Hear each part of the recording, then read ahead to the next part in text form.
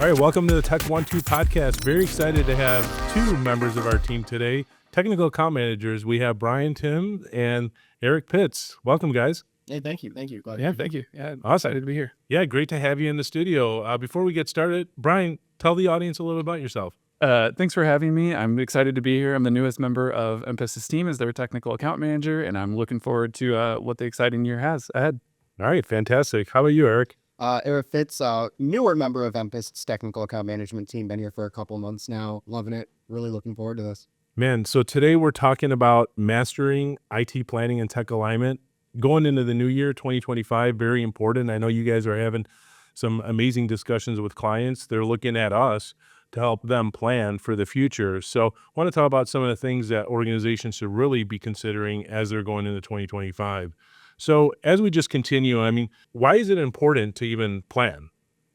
Well, your IT strategy has to follow your business strategy, or you're not going to see the success that you want to see as a business. If you look at IT the same way you look at other organizational expenditures and you plan for it and you include like growth and scalability into those plans, then you succeed. But if you're learning to change the tire on the side of the highway in Chicago winters, that's not planning for success. That's being reactive, not proactive. Mm-hmm. As you look at just planning as a whole, you know, obviously there's business planning. We know that IT drives a lot of things for business. So the lack of planning, what kind of impact have you seen with organizations just not planning and kind of doing things ad hoc? Yeah, I think Eric hit the nail on the head here when he was talking about being proactive versus reactive. One of the biggest things that catches clients off guard is their expenditures. And, you know, you have hundreds of laptops that you're replacing each year. You have a server that you're replacing. You have peripherals that you're replacing. And when you have all those expenses, they're adding up. And that's going to catch you off guard because you ultimately need to put that money into making money for your business. You know, IT isn't a revenue generating expense. And I think that's what catches a lot of people off is it's hard to justify the spending there, and you have to be able to do that with productivity. We have conversations with clients, and oftentimes they see it as, you know, you said expense. You know, IT is truly an investment. If you don't have an attorney, you can still operate your business. If you don't have an accountant, it'll be difficult, but you can still operate your business. If you don't have a cleaning crew for your business, you can still operate your business. But if you don't have IT, I mean, it's got to be looked at as an investment. It can't be looked at as just an expense. And when you categorize your profit and loss statement, that IT is at the same level as all those other, what we consider expenses for a business. It's truly the investment side of it. Yeah. It should be more looked at like electricity and water. It is a part of operating a business in 2024 and 2025. If you can operate without internet and power, then you're a very unique niche business. But for 99% of the world, it's table stakes. You need to have IT, and if you're not incorporating your IT planning into your business planning, then it is just going to look like an expense. But if you can start tying your IT expenditures to business events, then it starts to look more like an investment. IT expenditures could be as simple as inviting your clients to webinars to teach about your product. That's kind of a cost-free way of educating your clients. It could also be on the other side of needing to go fully remote, like in COVID.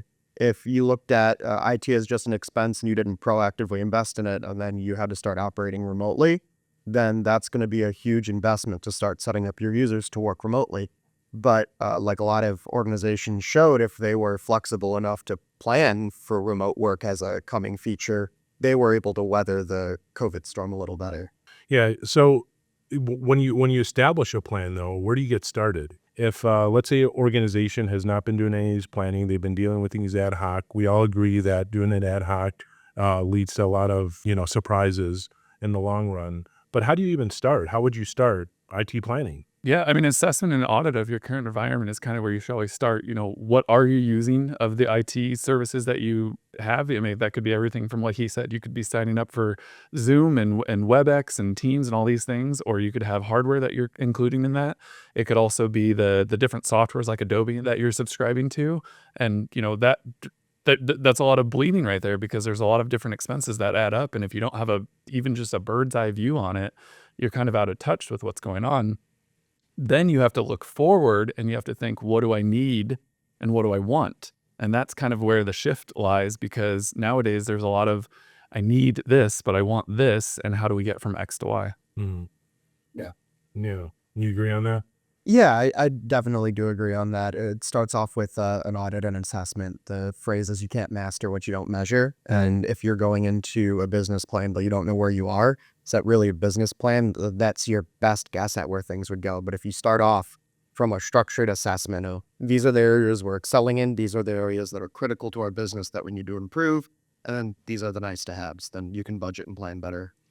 So when we're establishing plans, I was speaking with a client a few years back, and they're like, "Well, we want a 10-year plan on IT." I looked at him and I said, "That's going to be pretty much It's impossible. possible, yeah. How can we plan for 10 years when there's this ever changing landscape that we're dealing with, and technology changes? There's some drivers are risk, some drivers are transformations, but so we do an assessment." We understand what we have. We want to align tech with whatever the business needs are. So they should understand what their business goals are. Part of our mission is to fuel businesses with the technology they need to succeed. Is how can they leverage technology to do that? What do you believe is a good, forecast on technology? Is it 1, 2, 3, 5 years? What's that time frame? I think I start off at like a 3 to 5 year roadmap. 3 years is close enough to be able to plan for expenses that you know are coming, like recurring life cycle refreshes, warranties, license refreshes, even like vendor contracts can be a part of that. And then the 5 years where it starts to be a little less solid of a roadmap, but you still need to have your end goal in mind. You might not know the exact piece of technology that's going to get you there.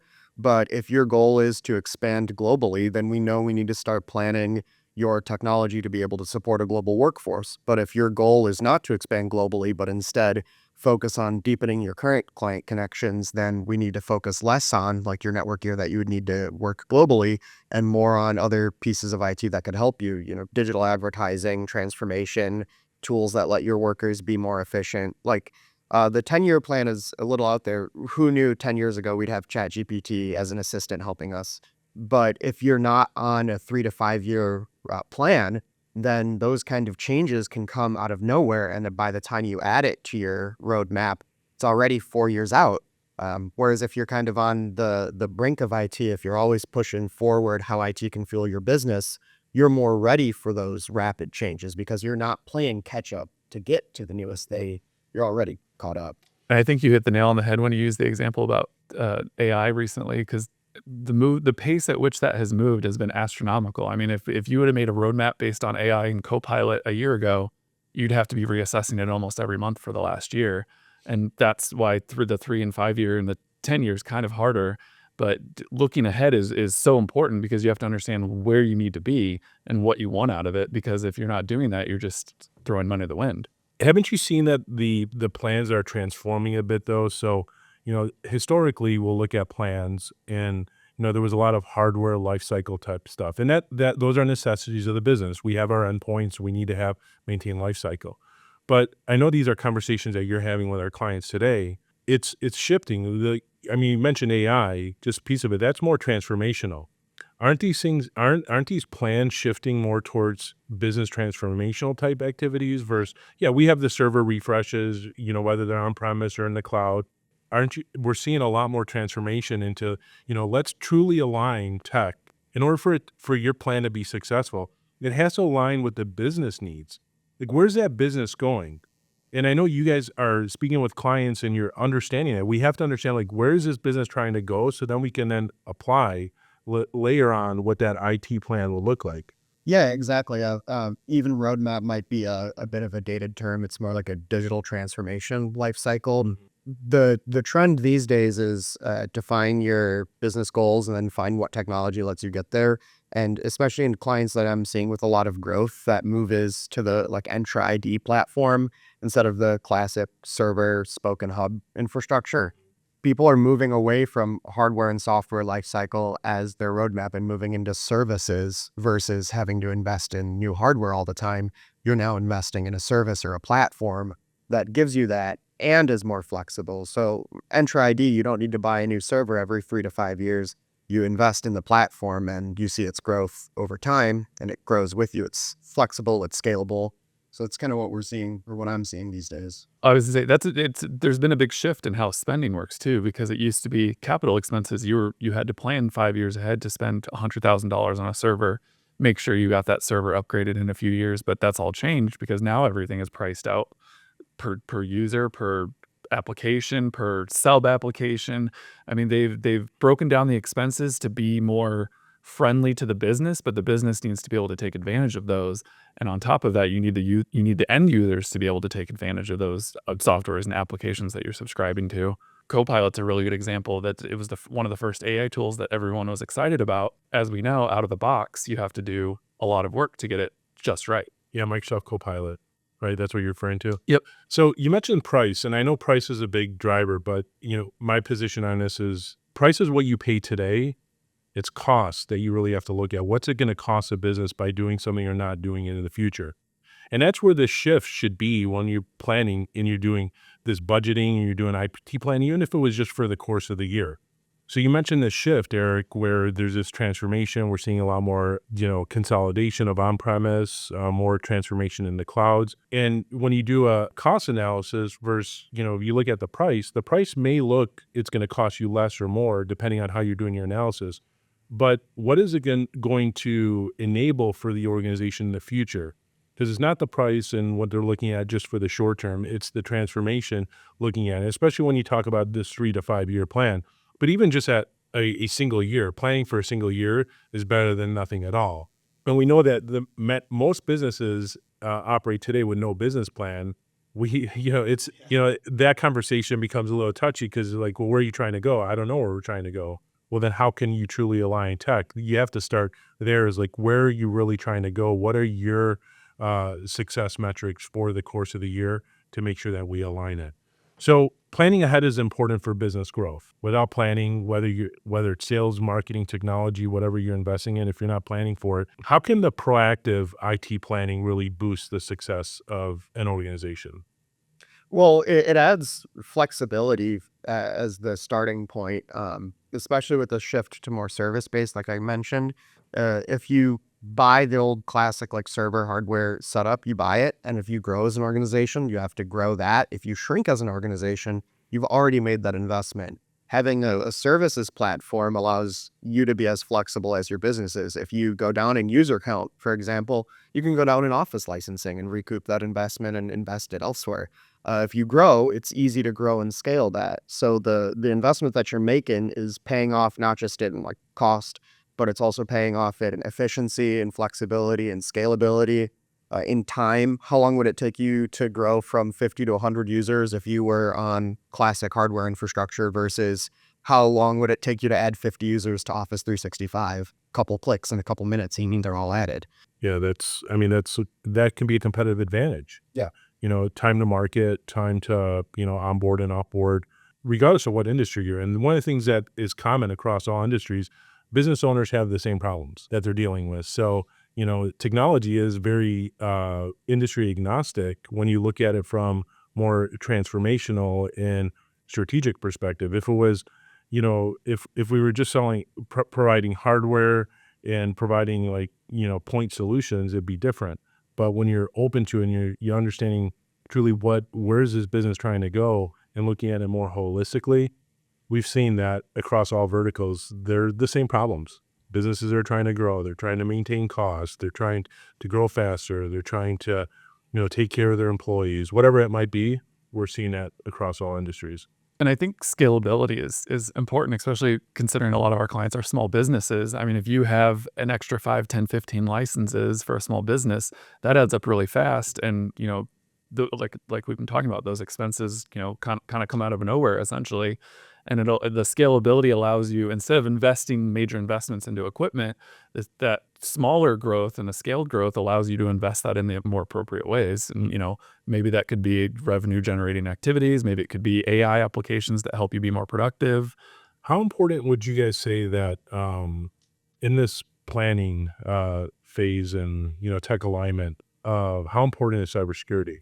Critical. Kind of asking how important is security on your Walmart doors. If you don't have a lock on your Walmart doors, the product that you sell, the advertising you do doesn't matter if it's not secured and if you can't get it to your clients.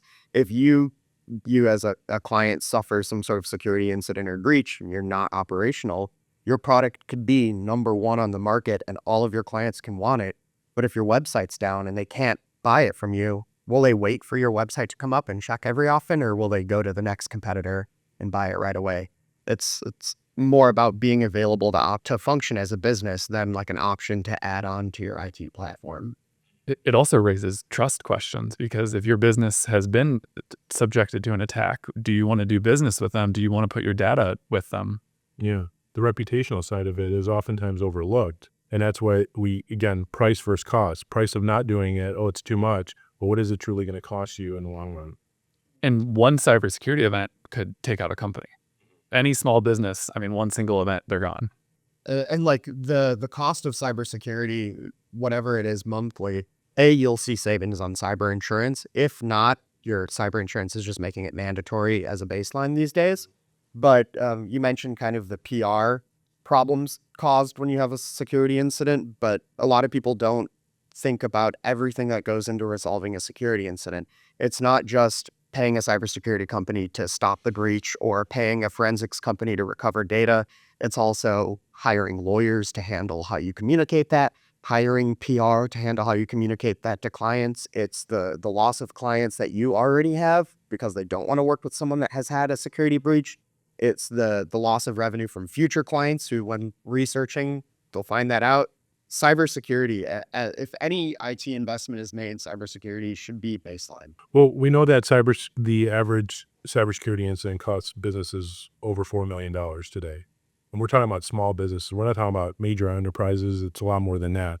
But in the SME space, $4 million average. So yeah, it takes into account a lot of those other things that oftentimes you're looking at a subscription, you're like, wait, the price is too much, but what is the true cost by not doing it? Prices today, cost is what it's going to be in the future. I totally agree. What are some of the components that a plan should have? So we said cybersecurity, some cloud transformation. Like if I have no plan and I'm a business who's, really looking to 2025, I'm a business owner, I want to grow. 2025 is going to be our best year ever. And I really want to embrace technology. I want technology to help us get to the next level. What would you say at a baseline, some of the things I know we've talked about, but let's kind of sum it up for our audience too. What are some of the components that or technologies or solutions that you'd have discussions around to see if that would be applicable to a business? Yeah. I think there's two major categories when you're talking about planning the budget. You have the hardware side and the software side. And the software side can be all encompassing because that could talk about your ERP, your AI applications, that could talk about any revenue generating applications you have. We have nonprofit clients that have fundraising applications. I mean, there's a lot that goes into that category. And then on the other side, you have the hardware, which could be everything from your physical locks on your doors with a key system to the mouse and keyboard to your computers. I think people kind of lump those two at its core, and that's where you start. And then from there, you kind of have to differentiate where everything falls from there. And on the hardware side, you can have physical security, you can have virtual security on the software side. So it's important to make sure that you understand both categories, what you have in both categories, but also what you need in both categories. Because I think for a small business, that's almost critical at this point, is understanding what where you're at. Yeah, and I maybe just to be a little more specific, I would say figure out what your business needs to operate as a business and prioritize that in the budget. Going into an average business without getting specific of industry, you need some sort of office or platform like that handles your communication. A majority of my clients use Office 365 through Microsoft. That's your email, that's your Teams communication, which is now separate from your email licensing. That's also your document management, your Excel management. So you build that baseline first. What do you need to operate? Email, that's kind of the standard. From there, how do we secure it? Because if you don't secure it, the rest of what you do doesn't really matter if you're undergoing a breach. So then you start adding the table stakes security measures. So you need antivirus, that's pretty entry level. You need firewalls at your location if you have physical locations. That's another layer of security. From there, you start to kind of expand and reduce your risk surface. So I would plan on what is the biggest or the smallest investment we can make with the biggest return. So these days, business email compromises are a majority of cyber incidents. So investing in some sort of protection for your email, to me, is the next entry-level item you should have. Whether that's email and spam filtering, so you don't get those infected emails to your inboxes, That could also be email testing. So like KnowBe4 has phish testing and training to protect the most critical layer of security, which is your employees. Because you can have all the security you want. If an employee clicks a link, downloads a virus, hits OK, run this program, they do that. And that the training needs to be a part of the security platform there. It's not just the tools you invest in. Once you have the baseline, this is what we need to run as a business, and this is what we need to remain minimally secure. Figure out what investment you can realistically afford to make and start planning out that investment. So I would say like scalability is really important these days, getting files and storage into the cloud so that you can grow as needed and shrink as needed. That's really important. It allows you to make the most of your investments. Once you have the baseline items in place that you need to be operational as a business and you have the baseline security concerns, that's where I start customizing the plan based on the business itself. This is where you need to interview key stakeholders at the business, not just your point of contact that you work with, but their IT points of contact, their finance points of contact, their leadership. Yeah, leadership stakeholders. Yeah. You can have the IT guy buy into everything you want, but if the leadership doesn't buy into the plan, then the IT person buying into it is. Well, and oftentimes the IT person, the IT contact or IT director may not be fully aware of where the business is going. Depending on what level of transparency is taking place within that organization, stakeholders may be thinking one thing, IT's thinking another thing. So you're absolutely right there. It's getting that buy-in. I mean, from bottom up, top down. Yeah. I mean, everything. And once you do have that buy-in and the trust is built between your IT organization and the leadership team, that's where you really see rapid business transformation. When the leadership is as bought in as the MSP partner in our instance, then you can rapidly grow as an organization. You can be prepared for transformation. If you, again, falling back to that COVID example, if you have an IT partner who has been prepping for some sort of remote work shift, as we've seen the environment trending, then having that partner and being able to say, hey, we need to transform to a remote platform ASAP, you can rapidly adjust. If you don't have a partner that can help you with that, then that's where you're going to start to fall behind.